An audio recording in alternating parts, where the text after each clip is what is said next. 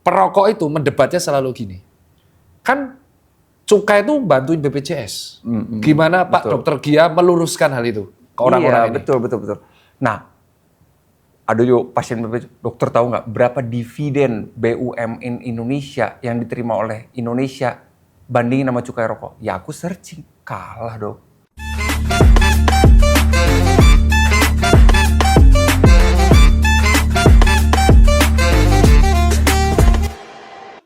Oke, assalamualaikum warahmatullahi wabarakatuh. Masih dengan saya, Dr. Tirta Cito. Dan kali ini kita tidak sendirian karena kita bersama the only one, sang paling saswaka, Dr. Gia. Nah, Dokter Tirta, kita ketemu lagi. Nah, Dok, coba Dok. Kedua kali. Dok, saya kan itu cara buka ala saya. Oh, Coba saya sekarang aku di cosplay. Oke. Kalau Dr. Tirta, anggap aja ini YouTube-nya Dr. Aku, Gia, terus menyambut saya. Coba. Oke. Gayanya Dr. Gia ya. Assalamualaikum teman-teman semua. Hari ini saya bahagia sekali kedatangan seseorang yang luar biasa, yang tiada duanya di Indonesia ini, Dokter Tirta. Yeay. Itu sudah yang paling semangat ya? Iya udah lagi. Halo Dr. Gia. Dokter Tirta. Nah, sekarang kita tidak ada satu bapak-bapak tua itulah. Tidak ada wasit di antara Tidak kita. ada wasit. Itu kalau nggak ada itu kayaknya saya lebih lost ya. Tapi saya tetap akan tidak terlalu to the point ya. Ya, nggak apa-apa, Kan kalau nggak apa-apa. Kalau ini kan obrolan antar sejawat. Jadi buat netizen yang bingung nanti soal istilah kedokteran, cari sendiri. Cari sendiri. Kelar. Dr. Gia, saya ingin bertanya perjalanan karir.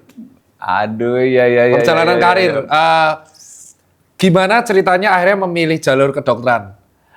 Nah, iya, ini beberapa kali aku ceritain bahwa sebenarnya tidak ada niat sama sekali menjadi dokter Tirta. Boro-boro. Aku itu obsesinya sama astronot. Bener-bener bukan kepengen, obsesi. Jadi aku jago banget fisikanya waktu itu ya, gravitasi semua, sampai juara waktu itu. Oh ya. Asli. Kena kacamata, boro-boro jadi astronot, jadi pilot ngikutin bapakku sendiri nggak bisa karena minus matanya, naik terus lagi minusnya. Ini akhirnya lasik ini aku. Minus ini berapa? 0 nih, 6 lebih. Wah, aku 4 sama 3. Akhirnya dibabat, jadi sekarang udah 0. Ini cuma anti Blu-ray aja. Tadinya minus. Akhirnya rontoklah cita-citaku menjadi seorang astronot. Padahal cinta banget. Kecepatan bumi berputar, jarak ke Mars, komposisi Jupiter, sampai tahu semua aku. Saking obsesinya sama dunia alam semesta ini. Terus ngadu ke mama kan, karena kan, aduh mah gagal nih, nggak bisa nih gitu. Terus mama bilang gini, nah kamu kan mau jadi astronot demi untuk mengagumi ciptaan yang maha kuasa. Ada lagi satu bidang yang bisa membuat kamu mengagumi ciptaan yang maha kuasa, yaitu kedokteran. Kenapa kamu nggak masuk kedokteran aja? Bener dok, ternyata pas masuk kedokteran kita belajar apa? Ya anatomi, fisiologi. Itu jadi mikrokosmos, karena makrokosmos, ini mikrokosmos. Indah sekali tubuh manusia itu. Mereka tidak berbahasa, tapi mereka berkomunikasi satu sama lain. Jantung ngomong ke paru-paru, ngomong ke otak, ke ginjal, pakai hormon, pakai, wah dahsyat banget kan dok. Bener, ternyata inilah keindahan yang aku bisa observe gitu. Selain ciptaan maha kuasa yang di luar sana gitu. Itu akhirnya milih kedokteran karena itu? Masuk ke kedokteran akhirnya. Nah, fisika itu berarti pas SMA berarti? SMP aku dulu tembus dari OSN? Bahkan SMP itu aku tuh udah belajar fisika padahal yang lain belum belajar gitu. Oh itu SD berarti semua SD SMP di Tasik? Aku tuh anak Jaksel dari dulu. Semua? Papa mama itu orang Tasik. SD-nya? SD, SMP, SMA tuh aku anak 34 sih di Pondok Labu. Oh, SMA 34. Tapi ini Aku ada. 34, ya. Tapi ngomong-ngomong OSN saya juga dulunya kimia. Masa? OSN kimia. Bener cocok sama Kimia, istriku. OSN. Jadi aku kemarin mau bilang ke Bang Radit, lupa. Dokter Tirta tuh punya kesamaan banyak sama istriku. Istriku tuh ayahnya Cina Indonesia Cindo, ibunya Pakistan Jawa. Gitu. Logatnya keras gak? Are Surabaya. Tapi kimia tuh memang menyenangkan, cuman ada Istriku alasan. lulusan kimia di UNER. Oh, Gitu. S1-nya? S1-nya UNER kimia. Jadi ahli melarutkan hati dan perasaan. Dokter Gia, itu perjalanan karir. Nah, sekarang yang mau kutanya, masih ingat gak memori yang paling diingat ketika S1 kuliah? Iya, aku lucu ya, kita kan dulu 6 tahun ya, 4 tahun jadi sarjana kedokteran, 2 tahun koas. Tapi kita lebih belajar banyak di 2 tahun terakhir dibanding 4 tahun kuliah ini yang aku rasain. Karena benar-benar langsung ngadepin pasien kan. Efek obat tuh nyata banget, kalau kita kelebihan atau kekurangan tuh nyata banget di pasien gitu. Jadi lebih belajar banyak di koas. Jadi yang memorable justru saat koas di Garut itu. Oh, yang kemarin diceritain, nah sempat itu, viral. Itu kan, itu ternyata beliau dari Jogja juga terkenal. Saudara-saudara beliau punya usaha Mel Skincare kalau nggak salah. BLP, terkenal itu. Apa? Dokter Kristo kan? Lipstick. Ya, lipstick. Nah, ya. kalau yang di S1-nya, di S1 SKET-nya, ada yang masih diinget nggak? Iya, kan Memori teman-teman. anehnya kan kirain buat teman-teman yang belum tahu ya, di FK itu dikirain semester 1 tuh udah belajar penyakit gitu. Boro-boro. Semester 1 tuh belajar sel, histologi, belajar biokimia. Ya kan kita, kok malah belajar beginian gitu. Tapi seiring berjalannya waktu, baru belajar yang penyakitnya. Cuma kan keluarga-keluarga tahu nggak perkara itu? Enggak, tiba-tiba langsung nanya aja. Padahal kita baru semester 1. Aku nih sakit kepala, kira-kira kenapa ya? Loh, mana kita tahu kan? Padahal baru belajar biokimia, boro-boro kan? Iya. Gitu loh. Dan itu saya masih soft spoken itu. Gue. Semester 2 dari cara aman. Coba kalau tanya, kau pikir aku serba tahu? Iya. Jangan gitu. Iya. Itu salah saya. Saya nggak akan kata-kata kotor kok di sini, aman. Dokter Gia, saya mau tanya lagi. Dulu sempat ngalami internship nggak? Iya, waktu itu kan sempat. Zaman dokter Gia ada internship. Terakhir. Saya kan ada internship. Terakhir tuh. Dokter Gia belum? Terakhir tidak internship. Abis itu internship. Itu terakhir tidak internship. Nah, kalau di zaman dokter Gia itu kerjaan pertama kali sebelum ke IGD? Enggak. Aku langsung keterima di rumah sakit. Langsung IGD? Langsung rumah sakit. Langsung rumah sakit? Tidak di klinik. Jadi setelah koas, isip, magang itu langsung rumah sakit? Rumah sakit. Aku langsung full IGD. Nah, pertama kali datang ke rumah sakit kan masih bingung SOP nih. Masih ingat yang bimbing siapa nggak? Iya, kepala IGD waktu itu. Terus? Ya alhamdulillah baik. Ibu sih, seorang ibu ya. Dokternya ibu, keibuan gitu. Jadi kayak ke adik banget gitu. Ya udah aku belajar banyak aja semua yang ada di situ. Dulu kan masih tulisan ya, belum IMR gitu. Iya. Apa yang mesti diisi, dilengkapi, terus cara ngirim resep, itu kan hal baru kan. Oh gitu, terus terima obat, terus kasih ke pasien, observasi, itu semua hal baru, pakai monitor. Dan makin banyak pasien, makin banyak kita belajar. Justru makanya jam terbang tuh jadi krusial kan. Betul. Ngaruh banget jam terbang itu, nggak cuma bisa baca dari nggak buku bisa teori doang. Nah, pada waktu kuliah itu pernah jadi asdos nggak? Justru aku jadinya asdos anatomi karena cinta anatomi. Tipikal sih. Iya. Asdos anatomi itu memang rata-rata kayak gini, bakat mengajar. Makanya saya nggak lolos. Diajar semua itu pasti. Dari semua asdos, kenapa yang dipilih anatomi? Makanya kan tadi aku ingin mengagumi ciptaan yang Maha Kuasa. Nah, anatomi kan itu kan. Betul. Kita lihat jantung dalam posisi benar gitu. Lidah, kita baru tahu ternyata lidah tuh rada panjang bisa sampai belakang. Bentuk pankreas kayak daun kayak gitu. Ginjal yang cuma segede kepalan tangan. Limpa sebelah kiri kita. Itu indah banget gitu. Nah, kalau dilihat kontennya Dokter Gia sekarang tuh kan semuanya tentang anatomi ya. Nah, makanya kan aku bedanya sama Dokter Tita, beliau ini main karakter energi. Aku backstage energi. Aku justru nggak pengen kelihatan muka. Iya. Coba dari yang dulu, aku pernah nunjukin foto atau video aku lagi aktivitas nggak? Nggak pernah. Isinya itu antara video anatomi atau tulisan. Betul. Jadi kalau Dokter Tirta memahami itu, aku tuh sebenarnya ada 2 profesi yang udah nikah di kepalaku, yaitu sebagai klinisi dan sebagai penulis gitu. Nancep di kepalaku. Jadi apapun yang aku tulis itu aku bahagia banget gitu. Bahkan waktu SMA nulis itu udah jadi penghasilan tambahan aku dari dulu. Jadi kalau ada nih cowok mau nembak cewek, itu puisinya aku yang bikin. Kalau di tempatnya kampusnya Dokter Gia tuh ada HSC gitu nggak sih? Ada. Tahu HSC nggak? Teman-teman HSC itu jadi kita tuh biasa sistem udah blok ya?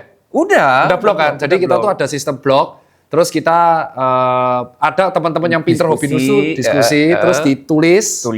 Habis itu tulisannya itu disebar. Nah itu aku. Pantas ya. Dan hobi nulis itu memang di S1 kedokteran memang selalu mencatat. Dari SMA. Jadi kalau misalkan dia mau nembak, bayar dulu 50%, nanti kalau keterima bayar lagi 50%. Akhirnya aku nerima 100% terus karena pada jadian semua gitu. Yang di S1 juga nulis juga? Nulis. Tulisannya pasti disebar ke orang. Di fotokopi dulu mah ya. Bener ya. Nah yang fotokopi itu saya. Saya nggak suka nulis dok. Gitu ya. Beneran, aku tuh lebih seneng kalau kuliah tak rekam. Oh rekaman. Rekaman, terus habis itu slide. Jadi kayak kalau aku sistem ini kita akan habis ini buat mahasiswa kedokteran. Cara belajar kedokteran. Kalau cara belajarku itu di S1, kuliahnya itu pasti tak rekam. Oke. Tak rekam pakai voice record, terus ada alatnya kan pas diulang lagi. Slide-nya aku baca sambil dengerin rekamannya. Nah kalau dokter giat cara belajar kedokterannya, Bi? Jadi aku mengerti bahwa setajam-tajamnya otak manusia lebih tajam pena, lebih tajam tulisan. Ditulis. Dan anehnya nggak tahu kenapa untuk ngebantu memori aku nulis itu sangat-sangat membantu gitu loh. Buat aku ya. Ketulis jadi apa nih poinnya? Oh dia bahas ini patofisiologi misalnya. Betul, patfis. Dari titik A sampai ke titik B, kok bisa ada hubungannya? Oh itu di jalurnya itu loh. Nah, kalau misalkan ujian blok, berarti dokter membaca tulisannya sendiri semua? Perkara siklus Krebs misalkan. Misalkan ya, oke. Ya udah tuh alirannya gini, makanya kenapa A jadi B itu jadi kelihatan gitu. Apa namanya jembatan keledai? Jembatan keledai. Nah itu aku bikin. Aku lupa apa sih katanya titik-titik H gitu lah. Jembatan keledai itu jadi bikin A ke B, jadi kelihatan gitu. Oh bener, ternyata berhubungan ini semua. Makanya kalau sakit satu, itu dahsyat banget. Nah, yang aku kepikiran juga ya dok, akhirnya aku lebih mengagumi lagi yang Maha Kuasa gitu. Bayangin, mata sekecil ini, kecil, kompleks, indah sekali dalamannya itu ya. Itu butuh satu bidang spesialisasi khusus, yaitu spesialis mata. Hidung, telinga, tenggorok. Satu spesialisasi lagi. Jantung, satu spesialisasi. Apalagi kulit, satu spesialisasi. Ilmu itu satu organ aja butuh satu bidang spesialisasi sendiri. Betul. Berarti ilmu Tuhan kayak apa coba? Tahu semua. Bener gak? Nah, indah banget kan? endingnya kan ada terjadi cara pembedaan belajar. Berarti sekarang ini kejutannya. Ini kan di depan kita videografernya obesitas semua. Enggak kelihatan. Enggak, terlalu positive thinking beliau ini. Aduh. Ini saya tuh belum pernah lihat kan dokter Gia ini kan kalau narsum lain kan ya terlalu baik ya. Nah ini sekarang teman mereka semua penontonnya YouTube saya tuh tahu kalau saya tuh kalau sama mereka ini gua laki setengah mati. Gitu. Nah sekarang saya cosplay. Oke. Ini saya panggil. Oke. Ceritanya gimana dokter Gia mencermai beliau. Oke. Orang ini saya kasih pasien ini namanya Andri Jatnika. Oke. Mas Andri? Belum. Nanti di sini. Saya Okay. kasih case-nya. Anamnesis dulu ya. Jadi sumari, ini ujian kayak contoh. Saya menyampaikan probandus. Tapi ini beneran. Dok Andri Jatnika alias Dori, ini hobinya itu cepet micro sleep.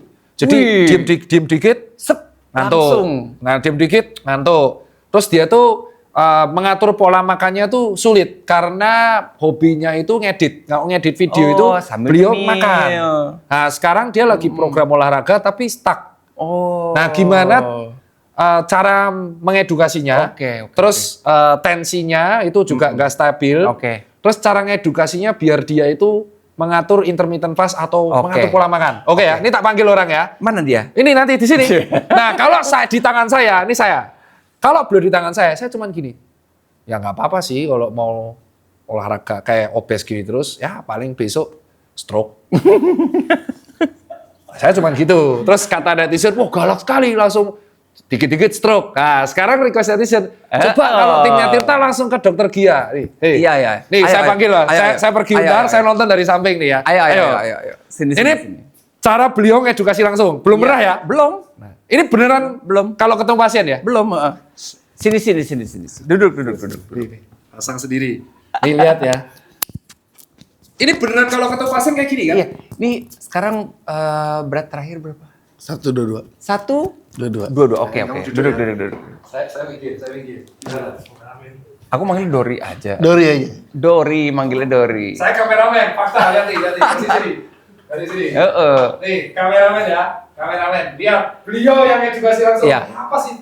Dori. Betul. Dulu aku pikir nurunin berat badan itu cuma 50% jaga makanan, 50% olahraga.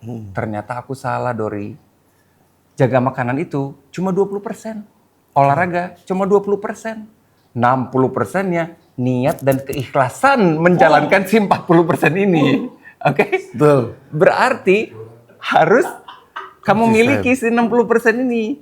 Nah, memang harus punya why-nya. How itu kadang-kadang nggak penting. Gimana itu kadang-kadang nggak penting. Tapi why-nya, kenapanya kamu mau melakukan itu jauh lebih penting. Nah, aku dulu juga sama, berat badannya 100 kilo, percaya gak? Aku tuh 100 kilo. Sekarang 70, turun 30 kilo aku dong. Mana fotonya? Oh, aku tuh 7 kilo. Dulu 100 kilo gara-gara apa coba, Dok? Aku ketemu pasien serangan jantung depan mataku, umurnya sama kayak aku, umurnya di bawah 30. Tanggal lahir sama 31 Agustus, kacamataan juga, serangan jantung depan aku. Untung bisa aku selamatin pakai Devip. Nah, langsung dalam hati, ini berikutnya aku tuh gimana gitu loh. Langsung nancep kan wah nggak bisa nih, harus ada perubahan. Baru akhirnya punyalah why itu. Nah, tentang why sekarang, masih ada orang tua nggak? Masih. Nah sekarang, kalau aku jadi nulis buku ya, novel, ada kalimat-kalimat, kata-kata pengganti. Misalkan, istri yang kehilangan suami, aku sebutnya janda. Betul. Suami yang kehilangan istri, aku sebutnya duda. Anak yang kehilangan ayah, namanya yatim. Anak yang kehilangan ibu, namanya piatu. Tapi pasti Dori nggak tahu. Ada satu yang tidak ada kalimat penggantinya, kata penggantinya. Apa tuh? Orang tua yang kehilangan anak. Iya, apa ya? Ini mah sosokan tapi tajam. Apa ya? Nggak ada. Kenapa nggak ada? Karena begitu pedihnya kehilangan anak sampai tidak ada satu kata pun yang bisa mendeskripsikan kepedihan itu. Nah, aku nggak pengen, Dori, orang tuamu kayak gitu. Betul. Aku tidak ingin orang tuamu kehilangan Dori. Oke? Semangat? Semangat dong. Bisa? Bisa dong. 60% bisa? Bisa. Deal! Oke, tantangan berikutnya. Kamu lebih suka diedukasi saya apa Dokter Gia? Jujur. Bingung. Apa? Gak ada hubungan sama V kok. Oh. Cair. Nah, kalau Secara karakter lebih seneng ketemu beliau atau ketemu beliau kalau beneran in real life. Perlu. kebetulan aku berubah, maksudnya gaya olahraga. Mulai olahraga gara-gara dokter Gara-gara Tirta, dokter ya. Tirta, kebetulan. Kalau beliau omongannya tajam kan, soft spoken ya. Tajam banget. Tapi kalau bapakmu pasti seneng kayak beliau, Iya, karena lebih halus. bener. Oh, Kebetulan gitu. lagi di rumah sakit sekarang dia. Yo gitu, sakit apa? Jantung biasa. Oh ya udah. Berarti cocok. Nah sekarang yang paling bandel, nih. Ini dia. Hapus. Aku Ini tak dia. kalah. Jadi dok, thank you Mas Dori, tepuk tangan. Buat bapak ya. Jadi ternyata beliau ini soft spoken tapi tajam. Nah ini sekarang ada lagi. Ini adalah tim saya yang paling bandel. Udah kerja bareng bantuin saya tuh 10 tahun ke-11. Gitu. Ngerokoknya kenceng. Dia tuh videografer, dengerin edukasi kesehatan, harusnya kan narsum spesialis yang kundang aja banyak. Berarti harusnya masuk ke otak dong. Aku nggak tahu ada otak apa enggak orangnya ini. Karena nggak pernah masuk. Nah orang ini hobi ngerokok, begadang, makannya banyak. Padahal dengar di depan mata spesialis, tapi kayak masuk kanan keluar kiri. Saya ngegas dia tuh mental. Oh gitu. Mental, orang ini bandel banget. Nah ini pasien bandel yang menurut saya layak digas. Kalau dokter Gia ke tempat prakteknya ketemu orang seperti ini, gimana cara dokter Gia mengedukasi? Ini kayak, nggak apa-apa dok. Ayo. Tadi yang Dori ternyata nggak, itu soft spoken tapi tajam. Kalimat terakhir itu minimal ngena si tubor. Iya, oke kita sambut Daniel Nimrod. Woi, pasien berikutnya. Permisi dong. Mas Daniel. Pakai sendiri. Duduk sini. Ceritain kamu Dok. ngerokok dulu berapa lama, bla bla bla, umur berapa. Heeh. Minum kemarin. Si dok.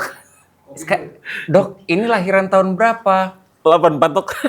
84. 84 lebih. Izin dok, saya paling Aku manusia kira- paling saya aku kira takutin dok. 74. 74 dok. 84 ya? 84. 84. Ceritain Apa dulu, Iya, Dok. manusia yang paling ditakutin apa tadi? Dokter.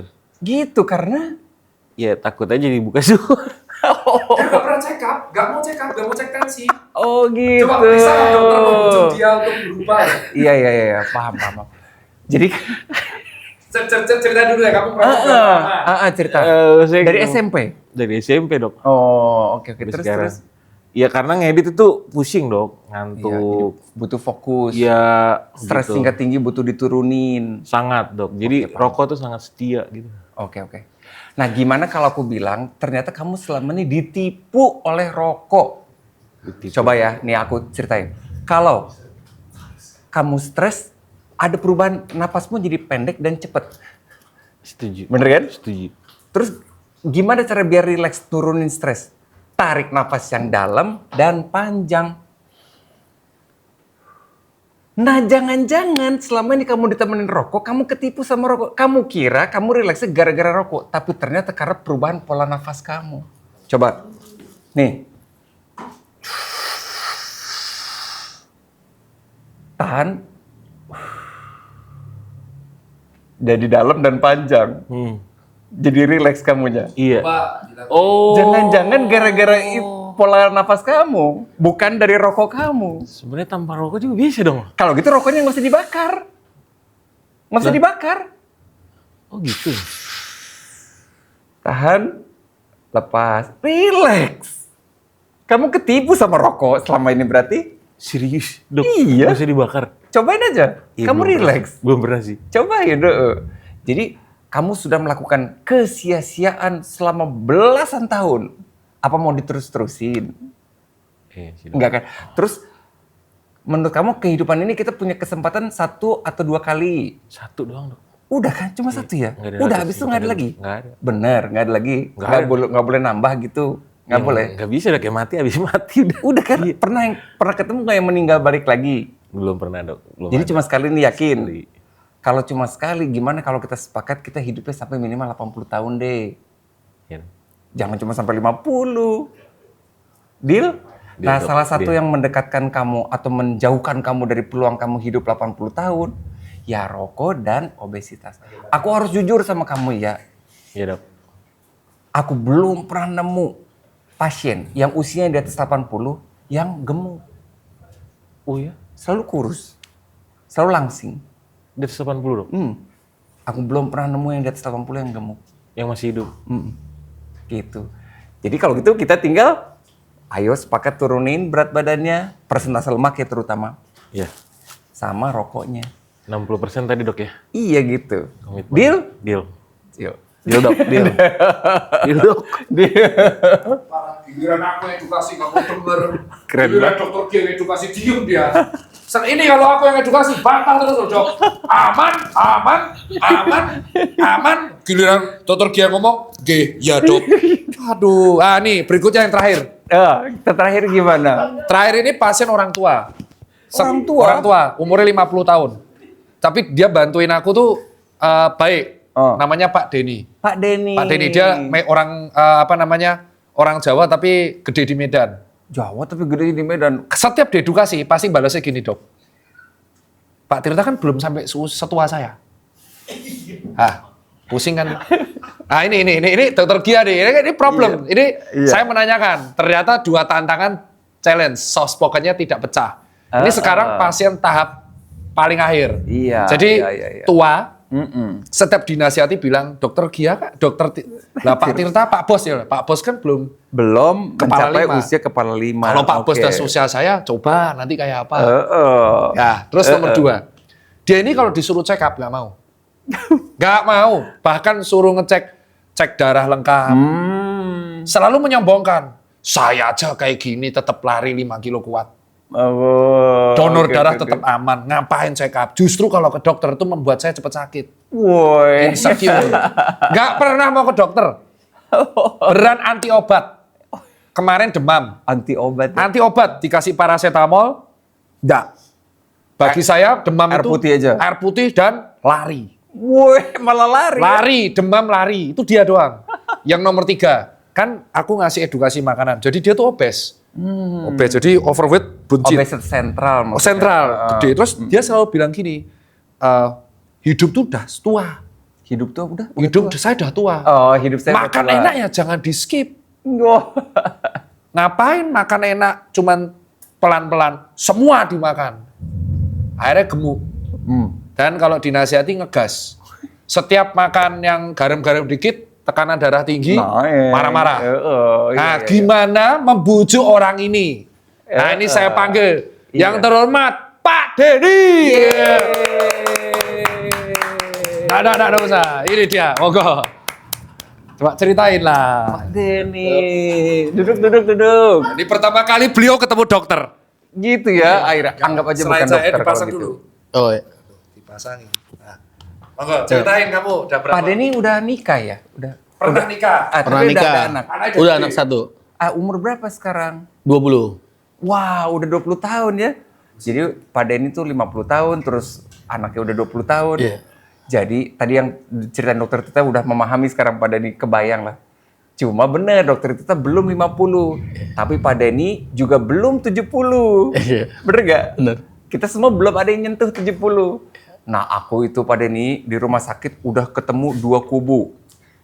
Kubu kanan, kubu orang yang usianya 70 tahun, badannya sehat, gendong cucu kuat, ajeb, pikirannya tajam.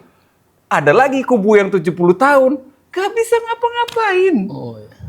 Tensinya tinggi, gula darahnya tinggi, kakinya luka nggak sembuh-sembuh, pipisnya juga gitu. Nah aku tuh pengennya Pak Denny kubu yang kanan. Ya. Kubu yang 70 tahun tapi sehat. Iya. Amin. Nah, aku lihat perbedaannya apa yang mereka lakukan bisa mencapai itu. Salah satunya ya diperiksa rutin karena kita nggak pernah tahu, nggak ada tulisannya di jidat kita tensi gitu atau gula gitu, nggak ada. Iya. Nah, berarti kan harus tahu. Dengan mereka periksa rutin, mereka jadi tahu kalau belok dikit itu bisa lurusin lagi gitu. Kan kemarin Pak Denny denger nggak ada yang mau ke bulan tuh? Iya. Artemis 2 itu loh dok. Iya. Coba sekarang, Pak Denny lagi mau lurus ke bulan situ ya. Tujuan Pak Denny 70 tahun sehat, gendong cucu. Bahkan kalau bisa cucu Pak Denny lulus kuliah. Pak Denny yang datang ke wisudanya.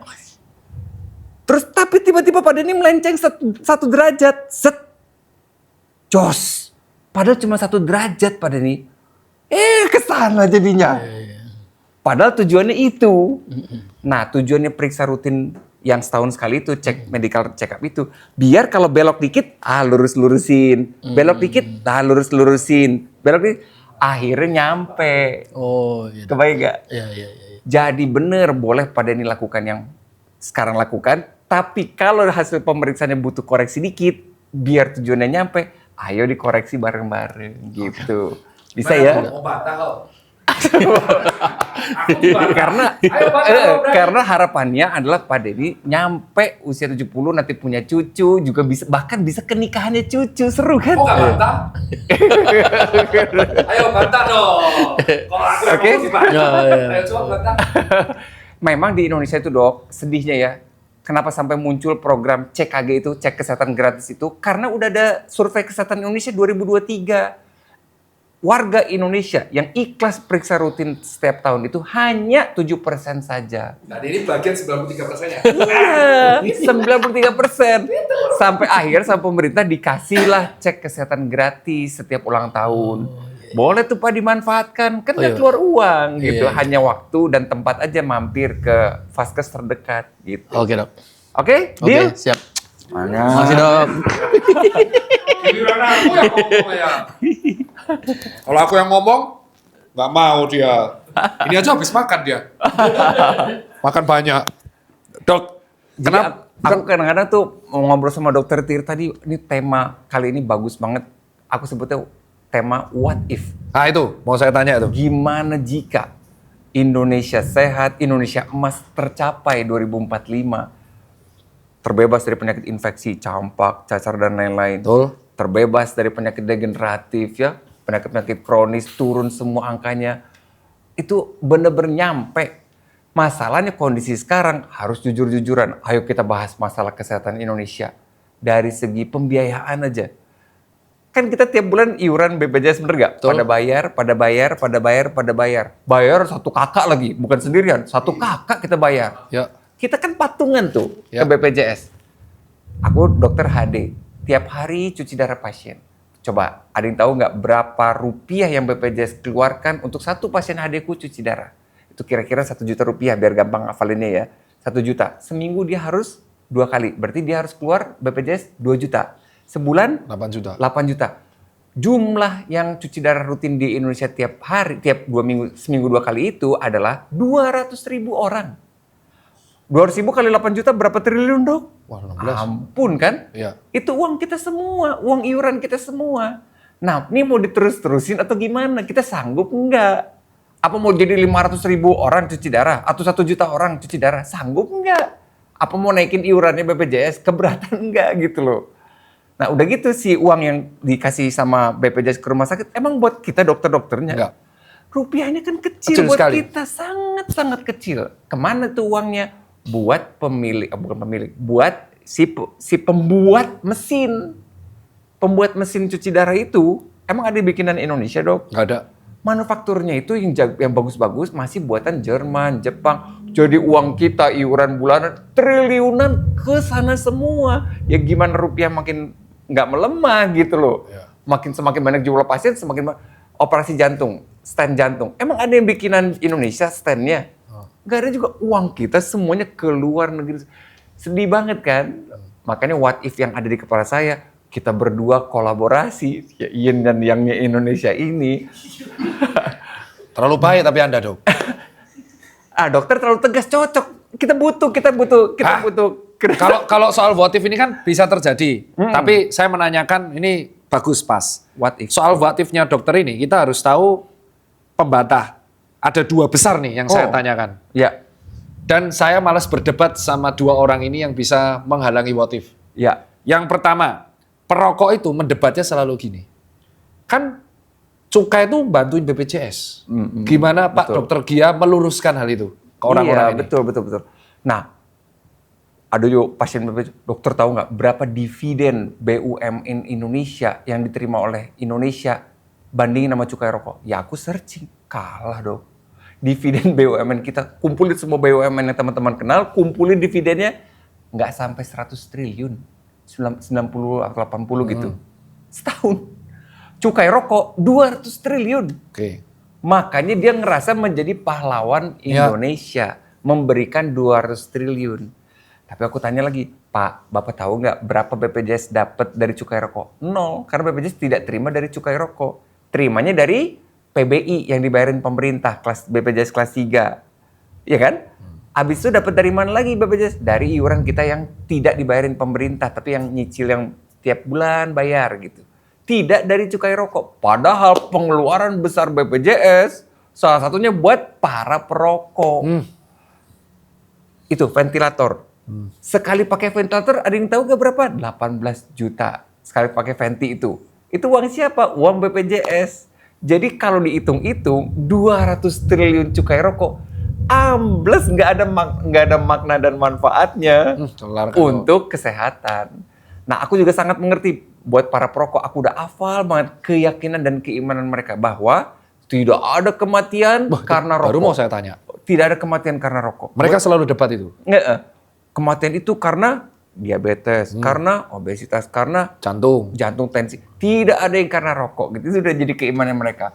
Jadi buat aku sendiri kadang-kadang aku ngerti bahwa tidak pernah ada sejarahnya manusia berhenti rokok karena disuruh orang, baik oleh dokternya, baik oleh istrinya atau anaknya, harus dari dirinya sendiri gitu. Dan memang susah. Nah, kalau sekarang tahu bahwa ternyata rokok itu menipu, mungkin itu salah satu membantu ngambil keputusan, aku ternyata selama ini ditipu gitu loh. Oh ya, itu yang pertama. Terus kedua, dokter tahu nggak? Sekarang ada 3 sejawat, ada salah satu sejawat kita tuh wafat kemarin karena campak. Iya, campak. Di UI.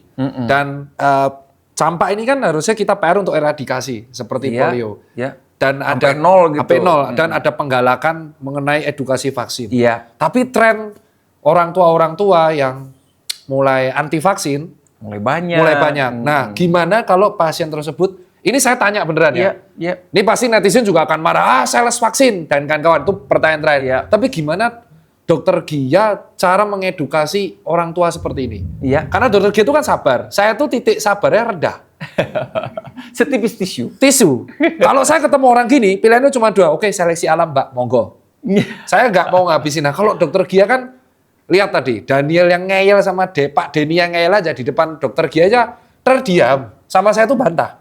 Nah, gimana kalau Dokter Gia ketemu orang tua yang mempertanyakan soal vaksin? Iya. Gimana, Dok? Aku akan kasih sebuah rumus. Nah, ini bisa dicatetin teman-teman. Namanya rumus risiko infeksi. RI aku sebut ya, RI. Rumus risiko infeksi itu sama dengan jumlah paparan mikroba, bakteri atau virus ya, dibagi imunitas tubuh. Jadi gimana cara kita nurunkan resiko infeksi? Ya kita turunkan jumlah paparan virus atau bakterinya dan meningkatkan imunitas tubuh. Nah, salah satu cara naikin imunitas tubuh selain nutrisi cukup, olahraga cukup, dan tidur yang cukup, ya dengan vaksin. Karena isi vaksin itu sebenarnya adalah virus atau bakteri yang dilemahkan sehingga tubuh kita tuh kayak latihan. Nah, aku sering lihat kalau anak-anak yang main bola, futsal misalkan, kamu lebih pede mana ngalahin rivalmu itu setelah latihan sparring partner atau tanpa latihan? Ya dengan latihan sih dok. Iya pasti. Jadi lebih pede kan ngalahin yang gedenya gitu, yang aslinya. Nah begitu pula tubuh kita pasukan kita sudah dilatih sedemikian rupa sehingga hafal.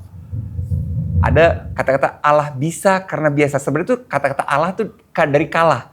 Jadi bisa, ular itu bisa kalah kalau biasa.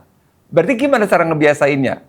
Ya dengan divaksin, dikenalin dulu musuhnya. Jadi pas ketemu yang aslinya udah ready untuk berantem sesungguhnya gitu. Peperangan sesungguhnya itu udah siap gitu. Nah, coba sekarang dibilang sales vaksin. Iya, dibilang sales vaksin. Buat ibu-ibu, menurut ibu-ibu semua, bapak-bapak juga ya, menurut ibu-ibu lebih untung mana buat seorang dokter anak? Pasien campak atau pasien tidak campak? Iya lebih untung pasien yang campak. Kalau dokter anak bodo amat ya, dok, aku ingin cari kekayaan. Bukan jualan vaksin justru, aku akan menghentikan vaksin. Dokter anak akan jadi orang anti vaksin sesungguhnya. Bodo amat silakan, bodo amat. Nanti pas datang campak dirawat semua. Oh iya, gede dong ini kamu. Dia konsulnya tiap hari visit. Ada 50 anak campak kali 5 hari kali berapa kali visit. Secara rupiah jauh-jauh lebih menguntungkan anak-anak kena campak dibanding tidak kena campak. Tapi kan moral kena di situ kan. Moral tuh. Padahal kita itu sebagai dokter punya 4 fungsi teman-teman. Bukan cuma mengobati, kuratif. Tapi ada rehabilitatif, pemulihan, ada promotif dan preventif. Harus kita jalankan 4-4-nya. Bukan cuma ngobati gitu. Jadi salah banget kalau bilang vaksin itu menguntungkan buat dokternya gitu. Terus justru menguntungkan buat orang tua. Nggak kepikiran lagi anaknya kena campak. Kalaupun kena, efeknya nggak berat gitu. Nah terus teman sejauh kita kenapa sampai meninggal? Iya itu. Tadi resiko infeksi tadi masukin aja ke rumus. Berarti jumlah paparan virus yang dia terima gede banget. Makanya sampai sedangkan dia imunitas tubuhnya lagi rendah. Mungkin lagi capek ya. Boro-boro nutrisinya cukup. Boro-boro istirahatnya cukup. Masuklah itu. Jadinya bukan cuma di kulit yang merah-merah gitu. Sosok, dehidrasi, komplit. Akhirnya nggak berat buat seluruh sistem. Gitu. Dian, tepuk tangan ya. Aku kalau itu gak kepikiran aku, cara bantahnya gak kepikiran. Kalau aku tidak punya kesabaran setinggi itu. Iya. Tapi ini bagus. Nah, dok, kalau misalkan pasiennya dokter pure tetap ngeyel, dokter tetap memaksa dia atau mengembalikan pilihan dan cara ngomongnya piye? Iya. Jadi kalau ibu udah tahu bahwa sebenarnya vaksin itu mencegah dan ibu tetap nggak mau, nah kalau kena, aku nggak bantah. Kalau ibu kena terus suhunya tinggi, ayo jangan ragu segera ke IGD ya gitu. Oh tetap baik ya? Tetap baik Aku tunggu di IGD. Tapi ibu harus tahu, sesungguhnya saya tidak pernah mau ketemu ibu di IGD. Kita ketemunya di acara-acara aja. Atau di acara meet and greet buku aku lah gitu. Jangan di gawat darurat. Artinya kalau di gawat darurat berarti dia keadaannya darurat dong. Kalau sampai ketemu aku di gawat, berarti kan kondisi sudah gawat dan darurat dan kadang-kadang ginjalnya sudah rusak. Dan aku selalu bilang, aku tidak ingin ketemu teman-teman semua di rumah sakit. Gitu. Nah, kalau ini pertanyaan ini saya kompleks. Jadi tujuan saya di sini konsul karena beliau kan kesabaran tinggi. Nah, kalau misalkan ketemu pasien gini, ini terjadi di tongkrongan saya. Saya soalnya sampai nggak mau bergaul. Masya Allah. Jadi ngomongnya gini, dokter-dokter ini mah sok tahu. Kemarin viral di Threads. Saya ngerokok, saya begadang, saya mabuk, saya tetap bisa lari kencang dan tetap atletis. Nah, gimana Pak Dokter Gia mengedukasi orang kayak gitu? Iya. Itu hafal banget sama kata-kata itu. Tuh. Dok, kakekku umur 85 tahun merokok. Ya. Terus aku udah tahu jawabannya dong. Aku bilang gini, Pak, boleh nggak sebutin satu nama lagi selain kakek Bapak yang merokok 85 tahun? Dia mikir dok, nggak ada, dia nggak bisa sebutin nama lagi. Coba yang 70 tahun 75 tahun merokok deh. Ada satu lagi sih dok, namanya Pak ini gitu. Udah, cuma 2 nih, cuma 2. Iya sih dok, Aku bisa sebutin ke Bapak yang meninggal karena rokok di bawah 50 tahun, 100 nama sekarang juga. Banyakan mana sekarang? Betah ya? Aku nggak kepikiran jawaban itu sih. Bener kan? Ya. Lebih banyak mana sekarang? Ya banyak yang rokok, banyak yang karena rokok. Meninggal karena rokok kan aku bisa sebutin. Banyak. Apalagi kalau dokter Dataku IGD. Dataku banyak di Iya. situ. Aku bisa sebutin 100 nama yang meninggal karena rokok. Sekarang banyakan mana? Jadi kita kan survival bias, bener kan? Iya, survival bias. Jadi yang 85 tahun dijadiin patokan, yang di bawah, yang ratusan di bawah itu boro-boro nyampe 80, nggak dijadiin patokan. Emang yakin bisa sama jadi kayak mereka gitu? Enggak kan? Yang ini kan nggak dilihat. Kalau yang gitu. anak muda yang tetap dia ngerasa atletis dan sehat walau dia ngerokok dan mabuk, gimana cara kita mengedukasinya? Iya makanya mau diterus-terusin itu efeknya mau udah ada, semua juruan-juruannya udah ada kan. Cuma sama lagi ya, emang udah keimanannya mereka tidak ada kematian karena rokok gitu. Jadi ya akhirnya endingnya kalau tetap nggak bisa, aku doain. Doain doainnya gimana? Ya Allah ya Robi bukakanlah mata hatinya. Baik hatinya, ya Allah. Kalau saya tuh udah nggak kok punya energi. Nah ini pertanyaanku, kenapa dokter Gia punya energi sebanyak gini? Aku tuh kenapa ngegas? Karena tiap hari kalau ketemu pasien, kalau 1-2 pasien kayak gitu nggak apa-apa. Saya ketemu kayak gitu di puskesmas tuh ratusan, bisa 80, 100 kayak, ini kalau terlalu baik kayak beres pulang kau gitu. Nah kenapa dokter Gia dengan belasan tahun praktek punya energi sebanyak itu? Apa? Pasti ada triggernya dong. Iya sih. Trigger pertama apa yang membuat akhirnya dokter Gia tuh kayak punya energi? Tahu Dementor gak di Harry Potter? Oh, aku tuh expecto patronumnya itu gede banget. Garuda Patronusku tuh Garuda. Median. Aku tuh kayak kalau ngedukasi 1-2 orang panjang, kayak ini misalkan 6 orang di sini. Aku edukasi 6 orang ini, orang ketujuh energiku kayak kesedot Dementor, hilang semua. Oh gitu. Jadi Kesedot kalau- kebahagiaannya abis ya. Abis fuck lah ketemu orang kayak gini lagi. Akhirnya yang orang ke-8 apes tuh kena gas. Asli. Nah kalau dokter asli, Gia pas asli. kulihat, tadi ketemu Dori halus, ketemu Daniel halus, ketemu si Pak Denny Ngayer halus. Tak kasih contoh pasien masih halus. Apa yang mendasari dokter Gia? Pertama kali kok bisa jadi halus? Gak mungkin dong dari awal mahasiswa gitu. Kata teman-teman lu tuh dari nggak ada yang berubah dari aku SMA juga gini-gini aja ya. Kok bisa energimu banyak dok? Kok bisa? Ini Nah. pasienmu kan nggak 1-2, ratusan loh. Asli. Puluhan. Tiap harinya tuh puluhan. Kok bisa? Puluhan. Nah, kemarin aku sempat sedikit aku cetuskan di Bang Radit tuh. Aku bilang memang terdengar aneh, tapi aku tuh cinta manusia dong. Terdengar aneh. Asli aku tuh I love human gitu. Karena buat aku kemarin apa coba dok? Setiap manusia yang ada itu adalah keajaiban. Jadi aku sedang menghadapi sebuah keajaiban. Dia bisa ada di muka bumi ini karena sebuah keajaiban. Gimana aku bisa tidak care, tidak cinta, mungkin level kecintaanku atau love-ku itu bisa beda-beda. Aku jelas jauh lebih cinta MU daripada Liverpool. Tapi Oke, sabar saya. Ini sabar ya, karena jenengan jago kalau komunitas aku ini expert banget nih. tapi benci Liverpool ya nggak mungkin. Begitu pula ke Arsenal ya. Nah, bahkan aku punya teori dok tentang fansnya Arsenal. Tidak usah kita debat, kita cukup tunggu aja. Aku gak berani ngomong. Ngeselin ini. Kalau berhadapan sama fans Arsenal, gak perlu didebat. Cukup ditunggu aja, terkempes sendiri. Udah 2 nih, udah 2 hilang ya. Apakah dokter Gia percaya bahwa Indonesia besok sistem kesehatannya akan serapi Finland atau Singapura? Iya. Nah itu mungkin butuh bantuan semua pihak gitu, semua yang shareholder di situ. Termasuk kita berdua ini, kita masih jadi bagian dari itu. Harus ada kontribusi kita berdua terhadap kesehatan Indonesia.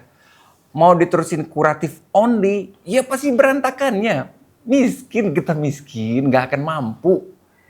Tapi kalau kita bisa fokus ke promotif sama preventif, wah itu kita punya chance buat Indonesia sehat, Indonesia emas ini gitu. Kalau menurut dokter Gia berarti justru yang bisa ngembosi Indonesia tuh bukan hanya soal ekonomi, tapi soal beban kesehatan ya? Iya, kesehatan itu adalah harta terbesar yang Indonesia miliki sekarang gitu. Nah kalau itu nggak ada terus gimana? Kerja nggak bisa. Coba ya, kenapa aku fokus visi misi aku itu kan dok, aku ulang berkali-kali setiap sama Bang Radit juga aku ulang. Visi misiku nggak berubah. Mau aku dikenal 1 juta orang kayak, mau dikenal 2 juta orang, visi misi hidupku tidak berubah. yaitu mencegah 1 juta orang Indonesia terkena serangan jantung dan stroke. Median. Itu doang. Tepuk tangan. Nah, kalau misal ditanya kurikulum apa, kalau program kesehatan apa yang Iya. harusnya ada sejak kurikulum SMP atau SMA? Iya, biologi harusnya diajarkan dengan begitu indahnya di sekolah sehingga masyarakat, terutama anak-anak muda ya, jadi cinta sama badannya sendiri. Kan sekarang yang kelihatan cuma kulitnya doang, dalamannya kan nggak kelihatan. Tapi kalau dilihatin dalamnya, ini loh jantung, ini loh paru-paru yang mereka semua kerja keras buat kita bisa hidup. Mau nggak sih sayang sama mereka? Leukosit coba, darah putih. Dokter mau nggak bantuin sebagai pemilik darah putih? Mereka tuh berjuang tiap hari ngelawanin bakteri, virus, jamur di sekitar kita. Masa kita nggak mau belain, nggak mau jadi timnya mereka? Ya pasti harus mau. Kita cara bantuin leukosit gimana? Ya dengan nutrisi yang cukup, dengan istirahat yang cukup, itu ngebantu gitu loh. Oke, kalau soal bantuan hidup dasar kayak RJP, menurut Dokter Betul. Gia harusnya sejak kapan? Setelah biologi masuk, paham tentang isi dalaman tubuh manusia, baru semua, mungkin kita bahas ke kementerian ya, Kementerian Kesehatan ikutan, Kementerian Pendidikan Dasar ikutan, bahwa ini jadi kurikulumnya SMA lah minimal gitu, tentang bantuan hidup dasar. Gimana menghadapi pasien-pasien yang nggak tahu kenapa tiba-tiba pingsan aja atau nggak sadar aja, pas diperiksa nadinya nggak ada, Iya. mau diapain gitu Rocky. loh. Banget. Iya makanya sedih banget ya. Di Indonesia itu teman-teman, itu lucu. Semuanya salah angin gitu. Apapun gejalanya, semuanya salahnya salah angin. Sakit kepala, pasien datang bilangnya Masuk apa? angin. Aku masuk angin dok. Betul. Mual muntah bilangnya apa? Aku masuk angin. Pegel-pegel juga sama, masuk angin. Jadi aku tuh di rumah sakit sebagai pengacaranya angin dok. Aku ingin membela, bukan angin yang salah Pak, Bu. Yang salah itu bakteri, virus, atau jangan-jangan serangan jantung gitu loh. Jadi izinkan aku mau nolong Bapak Ibu, bukan ngeluarin angin, bukan. Tapi untuk nyembuhin gitu. Oke, Kak, sekarang sebelum ini ditutup, plot twist-nya. Pesan buat orang-orang yang pengen jadi dokter. Kemarin dari threads itu kalau Dokter Gia mantengin, banyak teman-teman yang mulai nge-threads atau nge-tweet. Bahwa Jadi dokter worth gak sih? worth it enggak gitu ya? Iya, terus berharga enggak? Berharga gak sih? Buat teman-teman yang pengen jadi mahasiswa kedokteran, menurut Dokter Gia masih worth gak? Dijawab langsung Iya. nih, langsung sama Dokter Gia. Aku tuh kebayang, misalkan anak-anak kayak kita aja, waktu kita SMA, mungkin kita dikaruniai dengan IQ yang cukup tinggi ya, tapi tahu gitu nanti di masa depan kita itu hanya dibayar, pasienku kan 85% BPJS, Ya, 15% pasien umum, gede. 85% pasienku tuh BPJS. Pas tahu ternyata dari BPJS cuma bayar segitu atas ilmu yang aku lakukan selama belasan tahun gitu, tapi dibayar cuma segitu. Kita balik ke SMA, kita dianugerahi IQ yang cukup lumayan. Mau nggak? Bener nggak? Iya. Padahal untuk jadi dokter itu butuh dedikasi luar biasa. Pengabdian untuk belajar, untuk tetap senyum, untuk tetap nyemangatin gitu. Dan kita bisa gitu. Tapi pas dibayar, bercanda bayarannya gitu. Nah, aku sedih khawatir. Aku nggak pengaruh karena aku udah jadi. Betul. Udah jadi dokter, aku tetap nulis, aku tetap mengabdi. Dikasih seadanya nggak apa-apa, toh aku tiba-tiba dapat rezeki dari tempat lain, dari royalti buku jadi gede banget dan macam-macamnya. Tapi anak-anak nanti loh, nanti pas kita tua nih, kita umur 70, anak-anak pinter yang di SMA sekarang pada nggak mau gimana? Pada nggak mau jadi dokter. Idih, ogah jadi dokter, Gajinya kecil. gajinya kecil. Kaya. Lah, nasib kita gimana pas kita tua nanti, Dok? Gak ada yang ngurus dong. Ih, siapa? Siapa yang ngurus kita kan? Panti jompo. Makanya di Panti Jompo akhirnya bukan yang skill, bukan yang dokter. Bukan dokter, ya, caregiver. caregiver. Gitu. Tapi sebagai dokter nggak ada yang mau gitu. Nah itu kan jadi pertimbangan kita semua. Berarti kita harus minimal ya cukup sejahtera lah sehingga bisa menginspirasi banyak anak muda generasi berikutnya tetap melihat dokter tetap worth it, tetap berharga untuk menjadi dokter gitu. Dian. Pernah ditawarin nggak sih di Kemenkes itu kayak contoh di Humas? Pernah nggak seumur hidup? Kalau ditanya, Aku tahun ini insya Allah dari PDUI Persatuan Dokter Umum Indonesia Oh, PDUI ya? jadi humasnya. wes. Tapi kalau di masa yang akan datang, pernah melihat nggak Dokter Gia di masa yang datang di Kemenkes jadi kayak di divisi Humasnya? Ya mungkin selama ini juga kan aku kerjasama sama Kemenkes, apa yang Kemenkes butuhkan juga aku kalau bisa bantu aku bantu pasti. tentang acara, tentang apa gitu, tentang posting, fokusnya apa, edukasinya. Itu aku ikutin Pak Menkes. Nanti tanggal 13 juga aku ketemu sama beliau, Pak Budi. Iya, kayak kalau menurut saya secara pribadi energi jenengan tuh, energi Dokter Gia itu cukup dan kayak kalau saya tuh cepat jenuh ketemu pressure kayak gitu tuh cepet jenuh. Jadi saya lebih sering kayak kalau udah 50 atau 60 pasien udahlah gitu. Dementor kayak disedot loh. Paham. Nah, kalau dokter gitu kayak non-stop kan energi. Makanya saya pikir ini kalau di level tertinggi kenapa nggak ngambil S2 IKM gitu. Calon, insya Allah. Nah, aku ada kata-kata bagus banget buat teman-teman juga dicatat juga boleh. Pressure is privilege. Kok iso? Pressure itu privilege. Nggak semua orang dapetin pressure itu. Jika kita dapat, berarti kita memiliki sesuatu yang memang kapasitas dan kapabilitas kita mencukupi untuk itu. Oke, ini boleh nih. Boleh. Pressure is privilege. Keren nih. Aja beliau tepuk tangan nih. Ini keren nih. Ini pertama kali saya di podcast cenderung diem. Emang kemampuan edukasinya tak akui di atas level rata-rata orang. Kalau saya sengak emang orangnya. Nah, tapi dokter itu dibutuhkan buat apa coba? Buat masyarakat yang sudah sehat, yang mau lebih sehat lagi. Yang sudah mulai biasa lari, jadi mau maraton. Iya. Yang biasa mau pace berapa, jadi bagus pace-nya gitu. Iya. Itulah dokter Tirta dibutuhkannya. Dan saya harus ketemu sama Gen Z sama Alpha yang ngeyel tuh ketemu Iya, saya. Jadi betul. beliau tidak habis energi ketemu Anda. Iya betul. Betul gitu ya? Diserahkan ke Betul, dokter. betul. Aku bagian yang mana? Aku bagian yang mager, yang nggak mau gerak, jadi minimal gerak dikit lah gitu. Dari nggak mau olahraga, jadi mulai mau plank gitu. Baik Itu nih. bagian aku aja gitu. Kalau ketemu orang kayak ngeyel saya aja. Jadi nggak usah borosin waktu beliau. Yang gini kau, pak. Gitu. Itu aja kalau dari saya. Coba share di kolom komentar biar nanti saya, karena ternyata beliau tuh rumahnya deketan sama saya kalau di Iya, Jaksel. nanti kita bisa ketemu anytime kalau. Tempat prakteknya juga aman, bisa disamperin. Nanti Manasik juga di Jogja loh. Oh ya? Oh iya betul. Bisa ketemu. Dan buat kawan-kawan coba share di kolom komentar. Coba mau bahas topik kesehatan Iya, apa antara betul. kita berdua. Yes. Saya Tirta. Dokter Gia. Sampai jumpa di konten berikutnya. Dadah.